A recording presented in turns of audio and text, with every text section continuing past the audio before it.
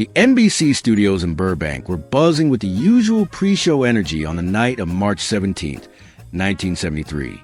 The Tonight Show, starring Johnny Carson, was about to go live in front of a packed studio audience. The lineup was stellar. Dean Martin, one of America's most beloved entertainers, and Clint Eastwood, Hollywood's new definition of cool, fresh off the success of Dirty Harry. The band played the familiar Tonight Show theme. Johnny Carson walked out to thunderous applause, delivered his monologue, bantered with Ed McMahon, and then introduced his first guest with a warmth and charm that had made him America's late-night king. Ladies and gentlemen, please welcome the one and only Dean Martin. The audience erupted. Dean walked to the curtain, waving to the crowd, that signature relaxed smile on his face. He moved toward Johnny's desk. This was the moment that happened on every talk show, the moment so routine that nobody even thought about it anymore. The handshake, the greeting, the casual exchange before settling into the guest chair. But it didn't happen. Dean Martin stopped 3 feet from Johnny Carson's desk. He didn't extend his hand. Johnny, following decades of muscle memory, stood up and reached out for the customary handshake. But Dean just looked at him, not with hostility, not with humor, but with something else entirely. Something heavy. Something that made Johnny's smile falter. "Dean," Johnny said, his hand still extended, confusion flickering across his face. "Johnny," Dean said quietly, his voice stripped of its usual playful lilt. "I can't shake your hand yet. Not until I tell you something. Not until I tell everyone something." The studio went silent. This wasn't a bit. This wasn't Dean Martin playing the lovable drunk character he perfected over the years. This was something real, something raw, something nobody in that studio had seen coming. Ed McMahon, sitting off to the side, straightened in his chair. Doc Severinsen and the band stopped their casual shuffling. The audience, conditioned to laugh at everything Dean Martin did, didn't make a sound. Even the cameramen forgot to adjust their shots, locked in place by the sudden shift in atmosphere. Johnny slowly lowered his hand. "Dean, what's going on?" Dean looked out at the audience, then back at Johnny. "I need to tell a story. I've been keeping a secret for 21 years, and I can't keep it anymore." Korea, 1952. The DMZ in Korea was supposed to be the rear lines, the safe zone where entertainers could perform for troops without real danger. It was December 1952, and a young Dean Martin, still years away from his legendary partnership with Jerry Lewis reaching its peak, was part of a USO tour bringing a taste of home to soldiers fighting in the frozen hell of the Korean peninsula. Dean was 29 years old, talented and ambitious, but not yet the icon he would become. He'd been nervous about the tour, worried about performing in a war zone, but the officers had assured him that this area was secure. The fighting was miles away. All he had to do was sing a few songs, tell a few jokes, give these kids something to smile about. The show that night had gone well. Dean had performed in a makeshift venue, really just a large tent with a stage cobbled together from ammunition crates and plywood. The soldiers had loved it, laughing at his jokes, singing along to his songs, forgetting for an hour or two that they were in a war. After the show, Dean was backstage, still in his stage clothes, talking with some of the officers, when Private Frank Russo approached him. Russo was 23 years old, originally from Philadelphia, with dark eyes that had seen too much too fast. He'd been in Korea for 8 months and had the look of a man who'd learned to expect the worst. "Mr. Martin," Russo said, offering his hand. "That was great. Really great. Reminded me of home." Dean shook his hand, warmed by the genuine gratitude. "Call me Dean. And thank you. You guys are the real stars. I'm just here to tell jokes." They talked for a few minutes. Russo told Dean about growing up in South Philly, about the Italian neighborhood, where everyone knew everyone, about his mother's cooking and his father's barbershop. Dean told him about Steubenville, Ohio, about his own Italian family, about how they were connected by more than just this war zone. "When you get home," Dean said, "look me up if you're ever in California." "I will," Russo promised, though both of them knew it was one of those things people say that never actually happens. Then everything went to hell. The attack came at 2:47 a.m. North Korean forces, moving faster and farther than anyone had predicted, hit the supposedly secure rear area with mortars and small arms fire. The camp erupted into chaos. Explosions tore through tents. Soldiers scrambled for weapons and defensive positions. Officers shouted conflicting orders into the darkness. Dean Martin, shaken awake by the first explosion, stumbled out of his quarters in confusion and terror. He'd never been in combat. He'd never even heard real gunfire before tonight. The noise was overwhelming, disorienting. Flashes of light revealed running figures. But he couldn't tell who was friendly and who wasn't. He ran, not toward anything, just away from the explosions, driven by pure survival instinct. He didn't know where he was going. He didn't know what he was doing. He just knew he needed to not be where he was. That's when the mortar shell landed 15 feet to his left. The explosion threw Dean to the ground. His ears rang. He couldn't hear anything except a high-pitched whine. He tried to stand, but his legs wouldn't work. His vision blurred. He tasted blood. He didn't know if he was injured or in shock or both.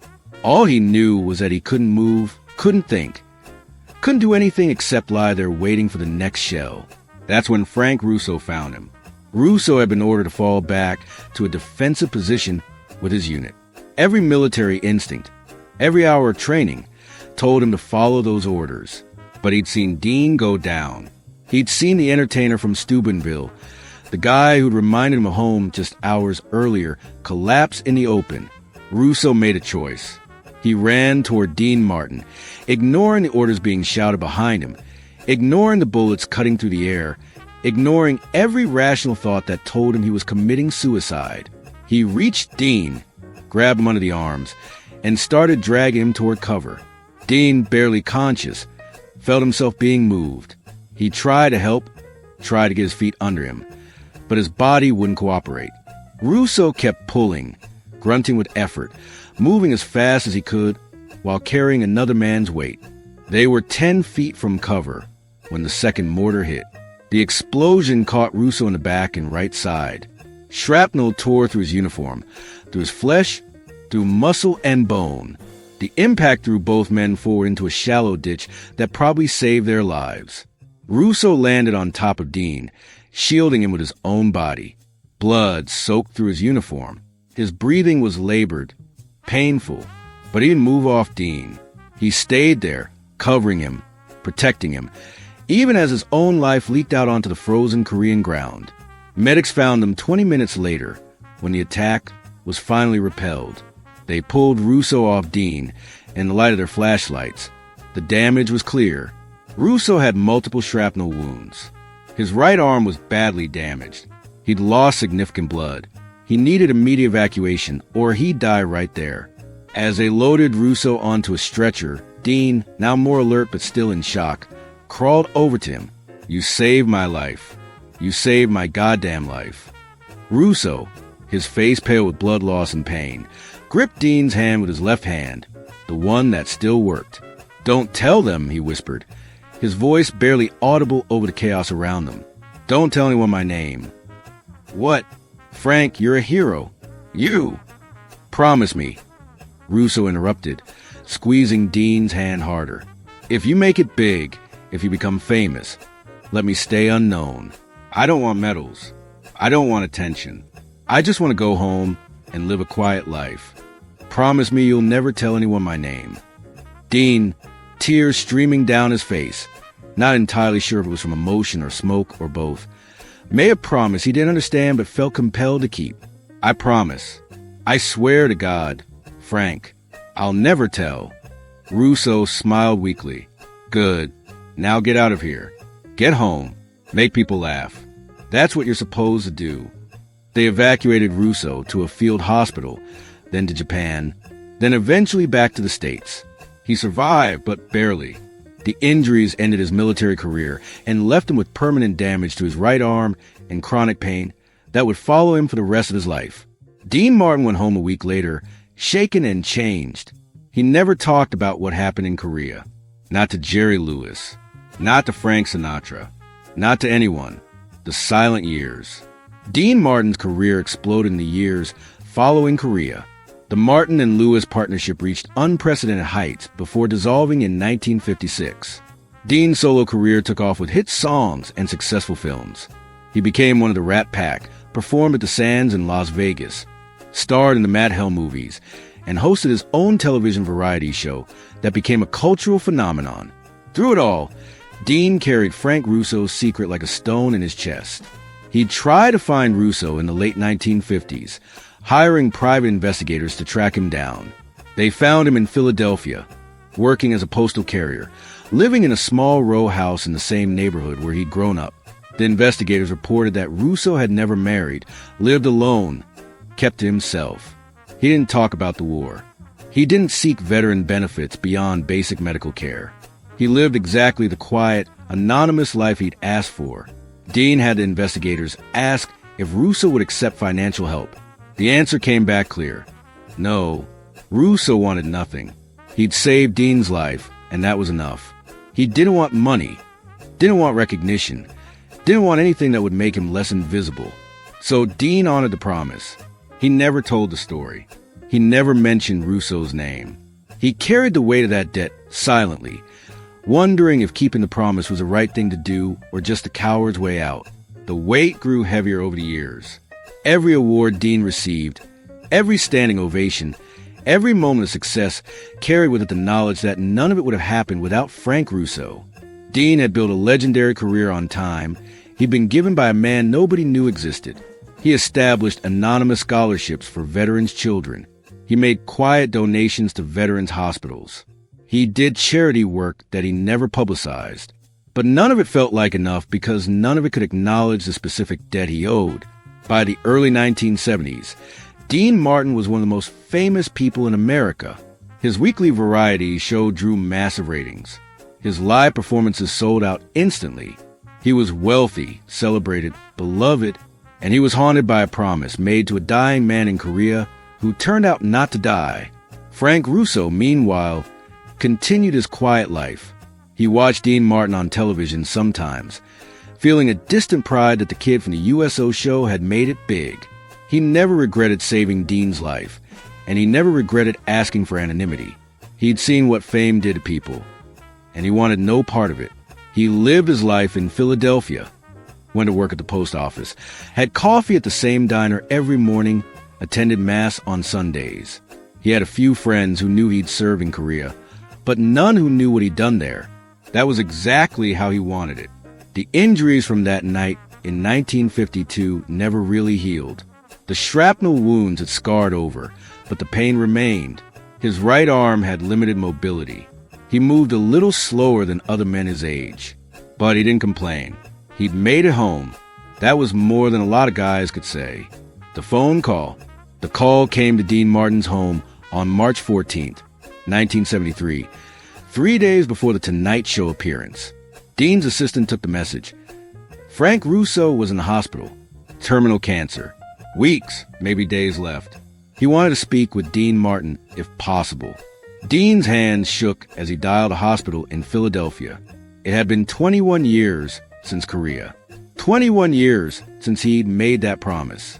21 years of silence. The phone rang 3 times before Russo answered, his voice weak but unmistakable. Frank, Dean, been a long time. They talked for an hour. Russo told him about the cancer, how it had started in his lungs, probably from all those cigarettes in Korea, and spread everywhere. The doctors gave him a month at most. He was at peace with it. He said he'd lived a good life, a quiet life, exactly the life he'd wanted. I'm sorry I made you keep that promise, Russo said. All these years, you probably wanted to tell people. Probably felt like you owed me something. Frank, you saved my life. And you kept your promise. That's worth something too. Most people can't keep a promise for 21 minutes, let alone 21 years. They talk about the old neighborhood, about how Philadelphia had changed, about the Eagles and the Phillies. Normal things, easy things, the kind of conversation 2 old friends might have. Then Russo said something that changed everything. Dean, I need to tell you something. The promise, the one about keeping my name secret, I release you from it. If you want to tell the story, tell it. I'm dying anyway. Can't embarrass a dead man. Dean felt something break open in his chest. Frank, Let me finish. I asked you to keep me invisible because I didn't want to be defined by one moment. I didn't want my whole life to be the guy who saved Dean Martin. I wanted to be Frank Russo from Philadelphia, postal carrier, regular guy. And I got to be that. You gave me that by keeping the promise. But now, at the end, I realized something. The story isn't about me. It's about what we owe each other. It's about how one moment can ripple forward through decades. And maybe people need to hear that story. I'm scheduled to be on Carson in 3 days. Then tell it there. Tell them everything. Tell them my name. Tell them I was just a scared kid from South Philly who ran through gunfire without thinking. Tell them I got to live the quiet life I wanted because you kept a promise. Tell them whatever you want. Just make it mean something. Make it count. Dean couldn't speak for a long moment. I'll tell them, Frank. I'll tell them everything. Good.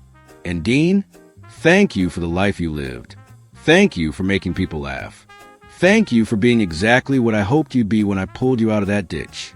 You made saving you worthwhile. They said goodbye, both knowing they wouldn't speak again. Dean Martin hung up the phone and cried for the first time in 20 years. The revelation. Back in the NBC studio in Burbank, Johnny Carson sat down slowly, sensing that whatever was about to happen would require him to shut up and listen. The audience remained silent, leaning forward in their seats. Dean Martin took a breath and began to speak. On December 12, 1952, I was performing for troops in Korea. I was 29 years old, still figuring out who I was as an entertainer. That night, North Korean forces attacked our supposedly secure area. I panicked. I ran. I didn't know where I was going. I just ran. The camera zoomed in on Dean's face. Makeup couldn't hide the tears forming in his eyes. A mortar shell exploded near me, knocked me down. I couldn't move. I was lying there in the open, waiting to die. And then a soldier appeared. His name was Private Frank Russo, from Philadelphia, 23 years old. Dean paused, composing himself. Frank had been ordered to fall back to a defensive position. Following those orders would have saved his life, would have been the smart thing, the right thing according to military protocol. But he saw me lying there. He knew who I was. We'd talked after the show, and he made a choice. The studio was so quiet you could hear the ventilation system humming. Frank Russo ran through enemy fire to reach me. He grabbed me and started dragging me to cover. We were almost there when another mortar hit. The explosion caught Frank in the back and right side. Shrapnel tore through him. But even injured, even bleeding, he covered my body with his own until the medics arrived. Johnny Carson's professional composure cracked. His eyes were wet. Frank survived, but barely. The injuries ended his military career, gave him pain that lasted the rest of his life. And as they were loading him onto a stretcher, as he was bleeding out on frozen ground in Korea, he made me promise something. He made me swear I would never tell anyone his name. He said if I became famous, if I made it big, I should let him stay invisible. He wanted to live a quiet life. He didn't want medals or recognition or attention. He just wanted to go home. Dean looked directly at the camera. I kept that promise for 21 years. I never told anyone Frank Russo's name. I never told this story. I watched him from a distance as he lived exactly the life he wanted in Philadelphia, working for the post office, living in the same neighborhood where he grew up, being a regular guy who nobody knew had saved Dean Martin's life. The emotion in the studio was palpable. People in the audience were openly crying. 3 days ago, I got a call. Frank is dying. Terminal cancer. He has weeks left. And he released me from the promise. He said I could tell the story. He said people needed to hear it. That's when Clint Eastwood, who had been sitting in the green room watching on a monitor, walked onto the stage unannounced. The audience gasped. Nobody had expected this. This wasn't planned. This wasn't rehearsed. Clint, still in his street clothes, not mic'd, walked straight to Dean Martin and stood beside him. Then he did something that stunned everyone watching. Clint Eastwood, Hollywood's embodiment of stoic masculinity, the man who had built a career on being unshakable, turned to the camera with tears streaming down his face and said 7 words that would become legendary. That man is the real Dirty Harry. The studio audience erupted, not with applause, but with something deeper, a collective release of emotion that had been building since Dean had started talking. People were standing, crying, holding each other. Clint put his hand on Dean's shoulder. Mr. Martin, I came out here because what you just described, what Frank Russo did, that's real courage. That's real heroism. Not the stuff we fake in movies. The real thing. And I wanted to stand here with you while you honored him. Johnny Carson stood up from his desk, walked over to Dean and Clint, and joined them. 3 men standing together on live television, all of them crying, all of them understanding that they were witnessing something that transcended entertainment. Dean, Johnny said, his voice thick with emotion, "What are you going to do?" Dean wiped his eyes. "I'm going to call Frank. Right now. Live. And I'm going to tell him that his story has been told, that America knows his name, and I'm going to announce something else." The live call. The Tonight Show's production team scrambled. They'd never done a live phone call from the show. The technology existed, but it had never been necessary. Within 5 minutes, they had a line connected to Frank Russo's hospital room in Philadelphia.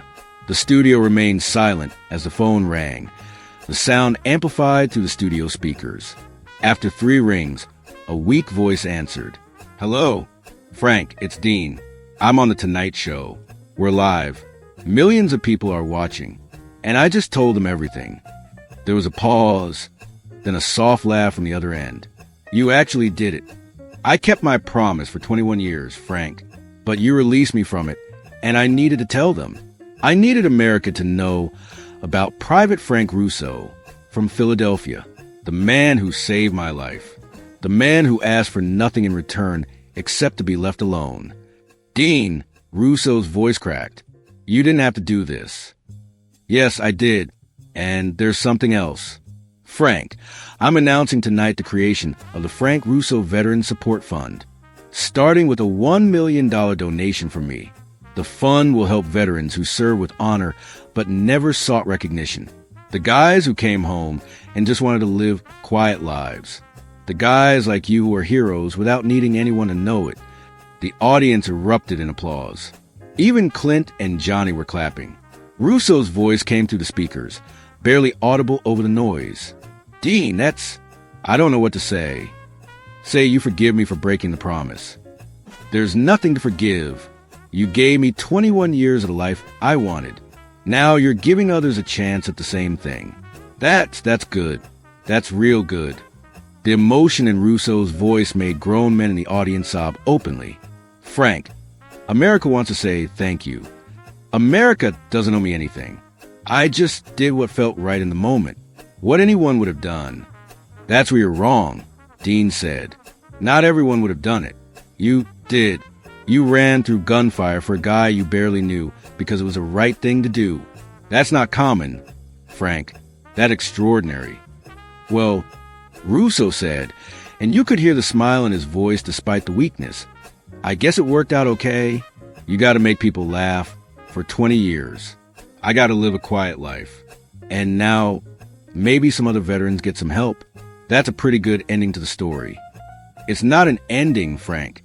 It's a beginning. Your story is going to inspire people. It's going to remind them what real heroism looks like. Then I hope they remember it's not about seeking glory. It's about doing what needs to be done and then going home. That's the real heroism. Coming home and being normal." They talked for a few more minutes, with Johnny and Clint adding their thanks, with the audience listening to every word. When the call finally ended, there wasn't a dry eye in the studio. Dean Martin turned to the camera one last time. "Frank Russo passes away in the next few weeks, but his name won't be forgotten. His story won't be buried.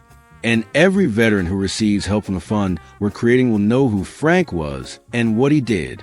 That's my final promise to you, Frank. And this one I'll keep forever. The aftermath and legacy."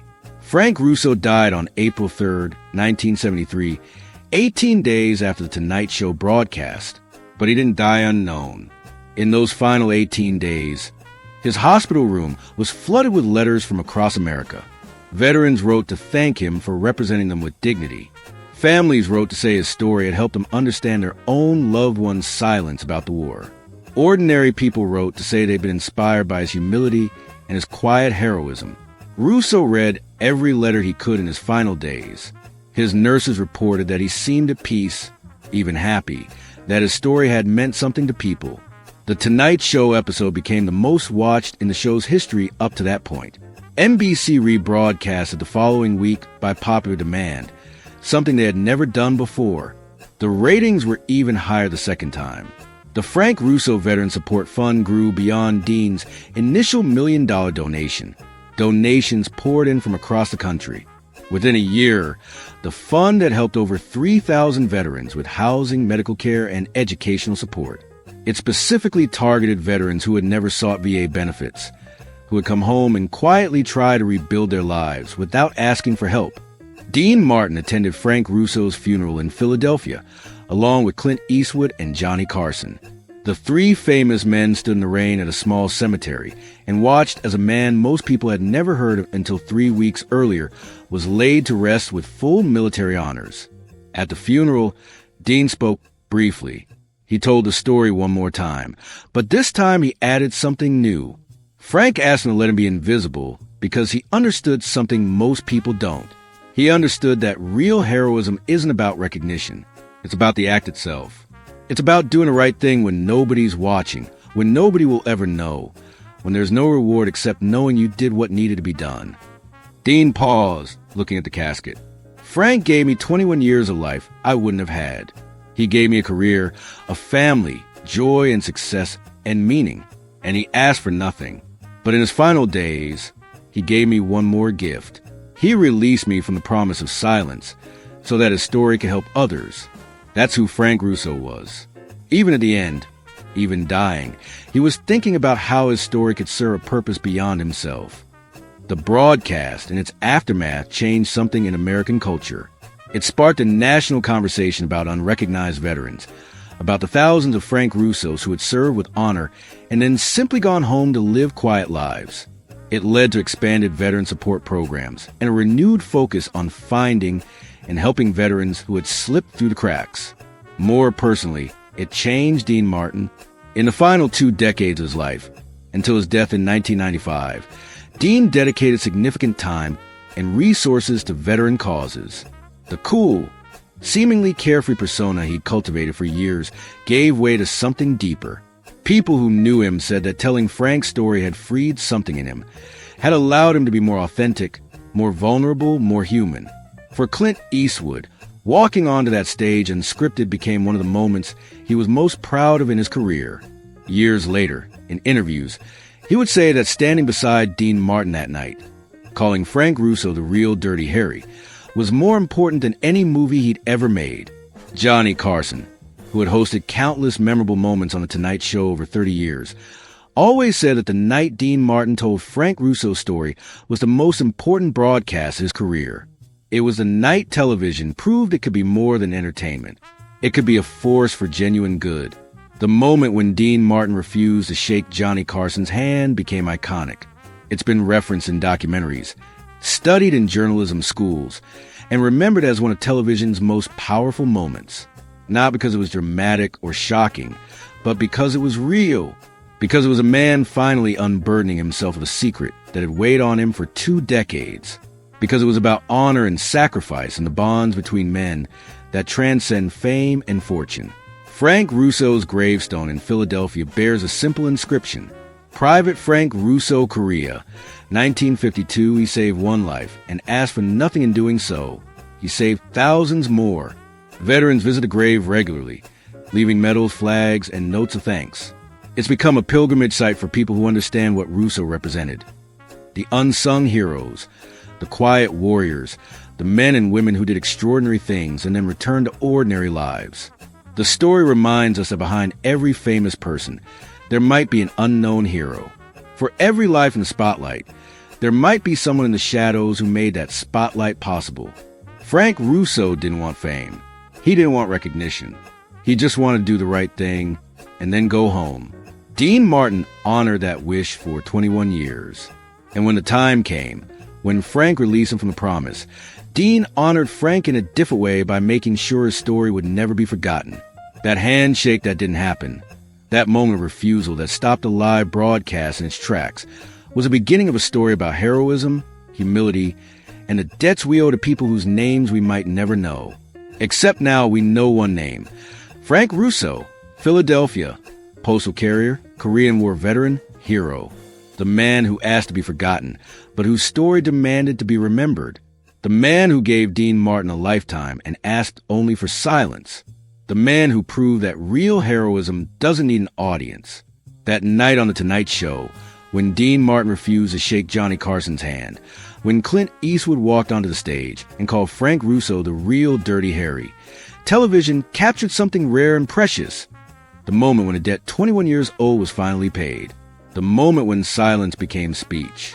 The moment when an invisible man became unforgettable.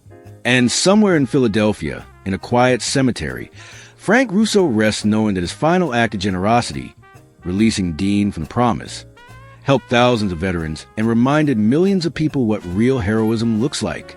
It looks like an ordinary man doing an extraordinary thing, and then going back to being ordinary.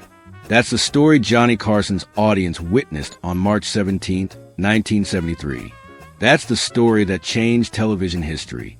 That's the story of the handshake that didn't happen and the hero nobody knew. Until Dean Martin refused to shake hands and told us all why.